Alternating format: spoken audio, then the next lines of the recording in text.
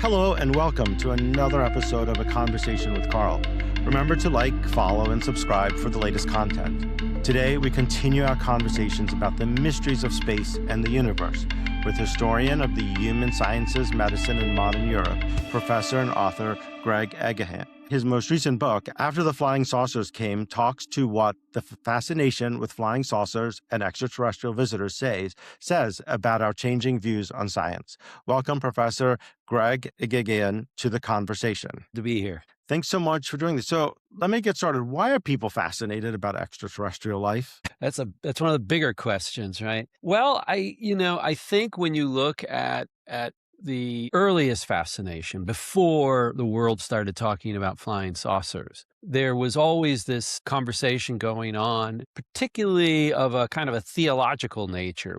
Was the question of, are we alone as sort of special beings created by a god or the gods, right? And then the question that followed from that particularly monotheistic religions always sort of discussed and debated, where this was this question of, well, what's the sort of spiritual status of those other beings if they exist out there? So those were the kind of focus for a long time. But once you got into sort of the 18th, 19th, and 20th centuries, more secular understandings, the fascination was, if there are civilizations out there, and generally the belief was probably mostly, the consensus was that there was likely to be that within our solar system. Are they interested in us? Are they watching us, looking for a signal from us?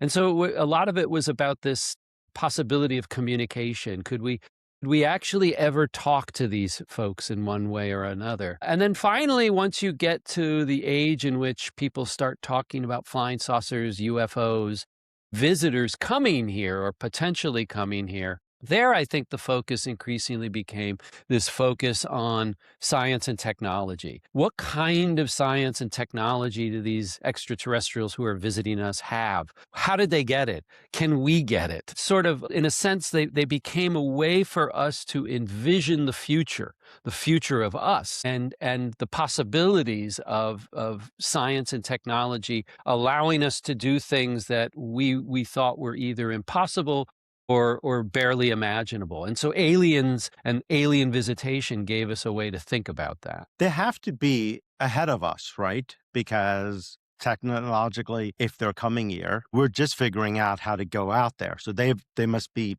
ahead. Exactly. That's the idea, right? They have to be very far ahead of us.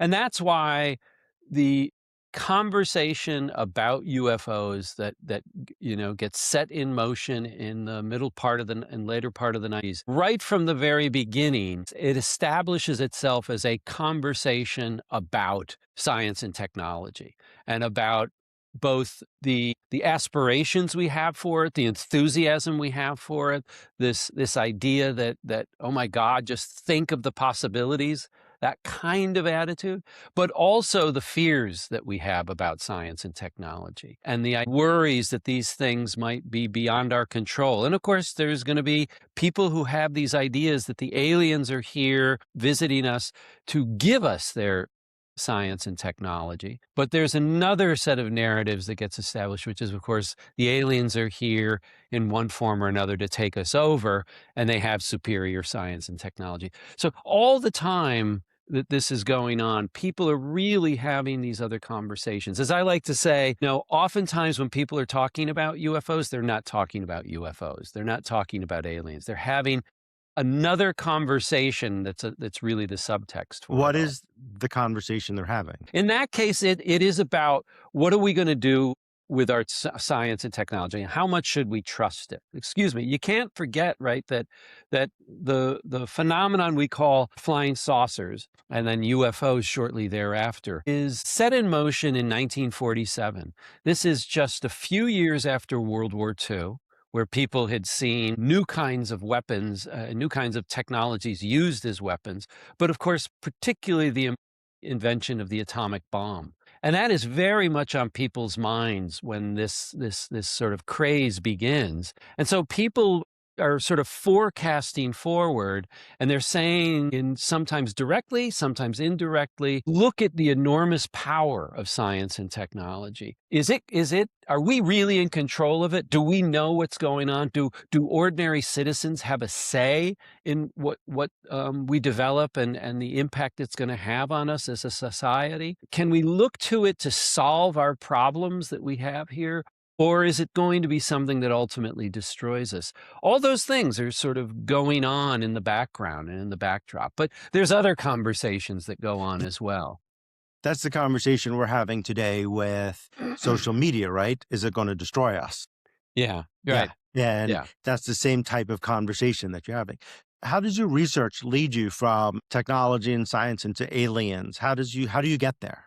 Yeah. So And UFOs. I mean, I personally have always been really fascinated with as you talked about in the introduction, I've been really fascinated with the ways in which modern society has tried to deal with people and with institutions and ideas and behaviors that were considered to be on the margins, on the fringe, that were either considered at times to be outright mad or weird or eccentric or maybe even dangerous. And what struck me when I started to sort of revisit this topic, a topic I had always been interested in when I was young, I started thinking, this is kind of not too dissimilar from some of the things I've studied in the past, but it plays out so very, very differently when it comes to, the kinds of ideas that are spread around and the kinds of people who are interested in this phenomenon. You can't just somehow, in a very curt way, and say, oh, well, this is due to people having a mental illness. You couldn't sit there and talk about, well, these are ideas that ought to be censored, or these are people who ought to be arrested. None of that comes into play. I was kind of fascinated with this world of really heated speculation, controversy, debate around this topic. And was in part what really attracted me to it, was that this wasn't just a world in which people are having a conversation in a neat way about thinking out what fun it would be if. It was to find that, in fact, it really inspired antagonisms, it inspired anxiety, it inspired people questioning other people's beliefs and experiences. That to me was really, really intriguing. And aliens really do that, right? They spark, as you well know, a lot of very divided opinion on the subject about not only the possibility that they exist, but the possibility and prospect that they did us. So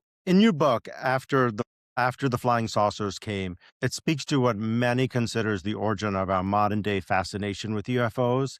A private pilot flying over Washington State who noticed something unusual. Can you talk about that? Yeah, so all what I chronicle in the book is this era, what's often been referred to as the flying saucer era. As I said, before 1940s, people did speculate on the possibility of there being other worlds, as they were often referred to, outside of our own planet Earth. But you don't get really much of any kind of conversation or discussion about them possibly visiting us. That gets set off in June of 1947, when this private pilot by the name of Kenneth Arnold is flying his plane around Mount Rainier, sees 9 kind of pan-shaped objects flying in formation at very high speeds, almost feels like he's going to have a mid-air collision with them, lands his plane, tells reporters about it, also reports it to the Air Force. And, it's the summer, so it's the slow news season. So reporters are kind of interested in it, and they follow up with him about it.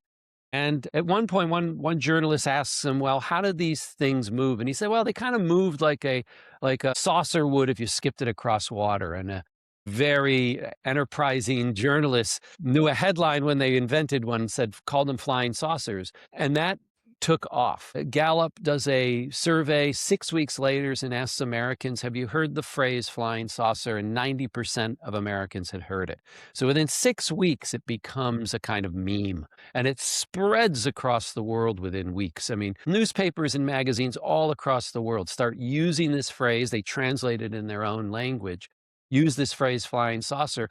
And from there on, it's just this kind of rampant speculation as more and more reports of flying saucers come out. There's this rampant speculation. Who are they? What are they? How are they being propelled? Should we be worried? Is this a national security threat? And that really ushers in this era of the flying saucer. Well, when you think about any of the movies where aliens come to visit us, they're all in flying saucers. They're all in flying saucers, and it is a misnomer, and the Air Force, which really becomes responsible very early on that summer, becomes responsible for tracking this stuff and for keeping data on these reports and analyzing the data. They early on get really frustrated by this term flying saucer, because anytime anybody sees anything strange in the sky, it instantly becomes a flying saucer. It's put in that pigeonhole. And the Air Force is frustrated with it. They're like, well, most people aren't actually seeing flying saucers. Actually, studies that were conducted at the time and even well up to today point out that the vast majority of people, when they see something, basically just see lights. That's what they see. They see strange lights, but they get put under that rubric. And so in the early 50s, the Air Force says, we need a new phrase. We need a new acronym. How about unidentified flying objects, UFOs? That's going to settle this issue, because that's a lot more vague, a lot more generic. And hopefully now we're not going to have to worry about everybody thinking they see flying saucers. Unfortunately for them, it doesn't work. People continue to report these sort of pan-shaped, pie-shaped kinds of objects. Well, do you believe there's extraterrestrial life on the planet? I don't have a firm conviction either way about it.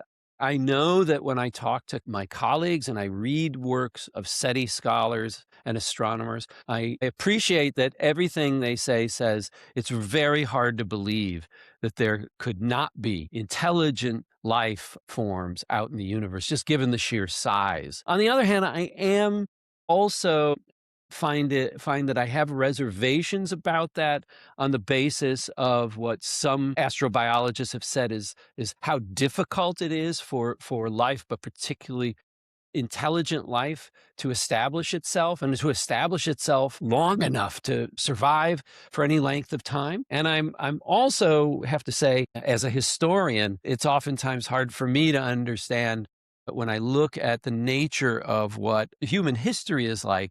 We've been around for a very short period of time from an astrobiological standpoint. So even when intelligent life forms, it may not stay around for very long. So I concede that it's probably likely that there are these extraterrestrial intelligences that have appeared and appear out there in the universe. The question is, I've always had in my mind, is just for how long are they able to sort of stick around and explore space, right? If they're staying there long, they would also have to need whatever food they have. They would need fuel to get around. They would need a lot of stuff that eventually is limited when you're on a flying saucer. That is very much true, right? And that's why, when you look at, and SETI scholars, of course, search for extraterrestrial and life scholars, they, of course, this is the kind of speculation they engage in, as I know you know. But, people in the UFO world, ufologists, right, who studied this stuff over the decades, they too speculated on these very things. And one of the things that they kept coming back to, at least when you read all of this UFO literature and civilian research, was the idea that any extraterrestrial civilization reaching a certain apex would also be not only smart enough and intelligent enough to solve a lot of their problems, right, a lot of their resource issues, that they would also had done it in a eminently moral way, that in fact their morality, their sense of well-being and conscience would also be something that would be superior to ours. And so you get a lot of conversation about this idea that any civilization able to sort of master this possibility of space travel and all would also be not just more intelligent and smart, and their science better than us, morally and ethically, they would also be superior. If they are here, we'd have to learn how to communicate with them, because that seems to be the big problem too. Do you think the government's withholding information from us? Yeah, so the issue of disclosure is an interesting one. So again, I view all these things from a historian standpoint. So I always ask myself the question, where does this idea of government keeping secrets about UFOs come from? How does this sort of demand for disclosure play out over time? How similar or different is it than other forms of government secrecy and disclosure? And the other thing, so sort of address that question, I'll go back to what I was saying before about how this whole fascination with UFOs was born of the Cold War. It comes right after World War II and right on the very beginnings of the Cold War and plays out very much through the prism of the Cold War. And one of the other things that derives from World War II, but also the invention of the atomic bomb, was a very intensive form of secrecy. Think about the Manhattan Project and all the secrecy that surrounded it during World War II. Government, and particularly when you look at governments like the United States and Germany and the Soviet Union during the middle part of the 20th, these are large bureaucratic institutions who are also engaged in open warfare, who are very, very deliberately trying to develop technologies designed to destroy their enemies. And they're very, very interested in how can I control information? How can I stop information about what we're doing from the enemy? And that's going to inform this UFO phenomenon. So when the UFO thing develops, the idea that many people have is, the likeliest candidates for being responsible for these flying saucers is going to be the Soviet Union and the United States. And so most people believe early on that they're the ones who are doing this. It's their new technology and they're keeping it a secret. And that desire of governments to keep not just technologies from people, but information about how to create and utilize these technologies from other adversaries. That becomes the kind of focus of governments, but also therefore becomes the focus of people on the outside looking in. And so what happens is it seems eminently reasonable to say, well, if the government can keep something like the Manhattan Project a secret, why is it not possible to believe that, in fact, the same thing is going on with UFOs? And we do know that, in fact, the government and the U.S. government in particular and the CIA did, in fact, they've admitted as much, that at various points in times, they leaned into the UFO narrative as a way to disguise and hide secret government projects and technologies that they were working with, right? So from my standpoint, this question of secrecy and openness is something that's hardwired into modern government, modern statecraft. There's no question that the United States and other countries have kept certain aspects of things that are associated with UFOs secret. And oftentimes that has nothing to do with the information per se, but by revealing anything about this classified information. You might reveal something about your technologies you use to, in fact, come up with that information. And that's the main concern. So on one hand, sure, I think things related to UFOs have been classified and are being kept secret and will continue to be kept secret. But I also would point out that over the past 50 years, countries, including the United States, large numbers of countries across the world, have already declassified and revealed literally hundreds of thousands of pages of documents and reports and information about their UFO projects, their UFO programs designed to sort of track and analyze the data. We have a lot of stuff that's already been disclosed. The problem is that for a lot of people, they just simply don't believe it's enough. And the Well, question is, when will it be enough? Well, I would argue that the more information we don't know helps fund Artemis, right? And that's helping fund it because now people are like, we need to know what is in space. I want to switch gears for a moment and discuss some of your other fascinating research on psychiatric disorders. You researched the connection between mental disorders and criminal behavior quite thoroughly. Can you elaborate on some of this? Yeah, so one of the other areas, as you point out, is I have worked on the history of mental health over the centuries. And I was particularly interested in the ways in one of the books I've written called The Corrigible and the Incorrigible was the development, particularly in Germany, but it's something that applies to a lot of countries in the 19th and 20th centuries, was the emergence of this idea that in some way psychiatry and social workers and people who work in the mental health field could in some way contribute to the conversation about how we should deal with crime, with criminality, and the people who commit crimes. It's not an intuitive thing, I think, from the start. It didn't have to be this way. And certainly it wasn't kind of the idea that you would have seen in previous centuries. I mean, previous centuries, doctors might be called in to testify about whether an individual was of sound mind enough to sign a contract or to inherit family's wealth or estate. Those are about the only instances when you would have seen a physician, for instance, called in. But when you get to the late 19th and early 20th centuries, what emerges is this idea that what if, in fact, we start to think about crime like we think about mental health and mental illness, that it is a kind of an affliction that people suffer from. And therefore, it can be dealt with in a similar way through therapy, through rehabilitation, through programs and projects that operate along the lines more of medicine than around punishment and things like that. And so you can see sort of the development and the invention of this idea of the rehabilitation of people convicted of crimes and of delinquency and things like that. And I examine how this plays out over time and how it becomes this really seen as this really malleable, very, very kind of plastic, if you will, and elastic kind of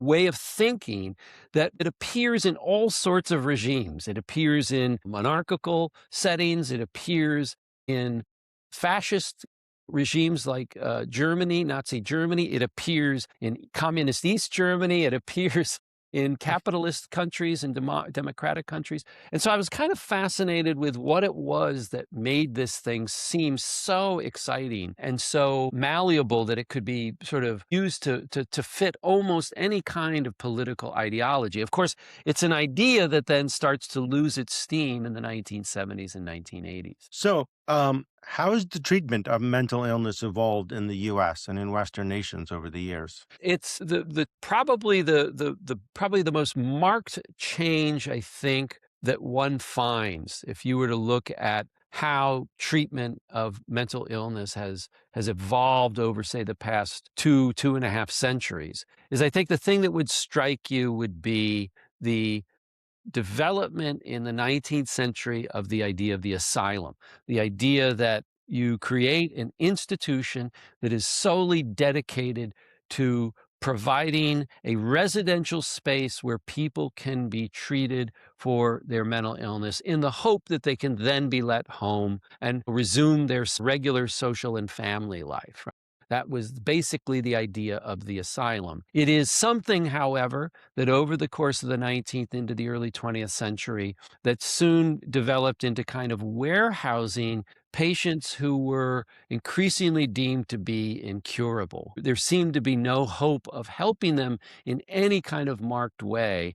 And so they end up spending very long periods of time there. That wasn't the way it worked out to start with, but that's the way it sort of became by, say, the 90s. And so what you get over the course of the 20s, 30s, and is this increasing disenchantment with this idea of the asylum, the mental hospital, as a space that can really help people. You get a lot of critical voices saying, putting somebody into an institution away from the normal aspects of their life, their families, their work lives, actually holds them back. It actually prevents them from getting integrated into society again. And so one of the things you then see develop over the course of the 50s, 60s, and 70s and then finally, definitively in the 80s, is the emergence of this idea of deinstitutionalization, of allowing and getting people outside of the facilities. And so what you will see, one of the keys to this is the development of powerful, relatively effective new medications, particularly antipsychotic medications in the 1950s, that allow psychiatric specialists to sit there and say, now it becomes possible to actually let people go and stay at home, or to have relatively short visits at psychiatric facilities. And so we see this explosion starting really in the 90s of what outpatient services, of psychotherapy as a field, but also psychotropic drugs as a way of treating people. And so this really marks, I think, the two really big sort of bookends, if you will, of American psychiatry and American mental health. Is this one world that had been created in the 19th century of inpatient care, where you're a resident and could be for a relatively long period of time, to now this world we live in where most of those services are going to be administered on an outpatient basis. Does that connect to people who think they've seen extraterrestrial life or alien forms? The evidence seems to be no. The Okay. evidence seems to be no. There have been a number of studies that have looked at people who said, yes, they've had extraterrestrial encounters, they've met aliens, talked with aliens. And I think by and large, the preponderance of the evidence indicates that those people show no signs of any psychopathologies. There are psychologists who've done other kinds of diagnostic tests, which are more like personality tests rather than pathology tests on those individuals. And some argue that they see certain trends and certain patterns in among those folks. Some of them have to do mostly with their biographies, with a significant number of people, for instance, who often have those encounters are people who often tend to gravitate towards alternative, sort of non-mainstream religions and things like that. But otherwise, it doesn't really map on. What is interesting that I do talk about in my book is the way, however, in which certain kinds of practices that were a part of psychiatry and social work in the 1960s, 70s, and 80s gets folded in to how that plays out. Psychiatrists start to play a role in sort of serving as consultants and advisors to the people who have these encounters. A lot of these consultants and advisors start to use hypnosis to sort of recover memories, or at least supposedly to recover memories. A lot of them start to develop what you'd call support groups that look a lot like self-help groups. So what you see is a lot of that kind of that kind of set of resources that you would have associated, I think, with self-help and psychiatry, starting to be folded into the whole alien encounter phenomenon. And then as we start to wrap up, how does AI play into the search for extraterrestrial life? Yeah. AI is now coming to play a much more prominent role in the conversation. And it plays a role in really two ways. One way is in what a lot of people who, again, played about unidentified anomalous phenomenon have started to speculate is that maybe, in fact, what UFOs, or UAP as they're called now, are forms of AI, that they are not actually occupied vehicles with pilots or anything like that, but that these might be certain technologies at work that represent a form of artificial intelligence, that they're perhaps detectors or surveillance devices or something like that. The other thing, however, on the other side of it, is AI is now seen by some researchers, academic scholars, as maybe the best tool to be used at actually searching for what we're called UFOs or UAP now. Particularly, there's an academic in Germany at the University of Würzburg, Hakan Kayal, who has gotten funding to, in fact, now create technologies and set devices into space that utilize AI as a way of self-learning instruments that will start to learn how to block out certain kinds of observations, right? Like satellites that might get in the way and might be false positives, right?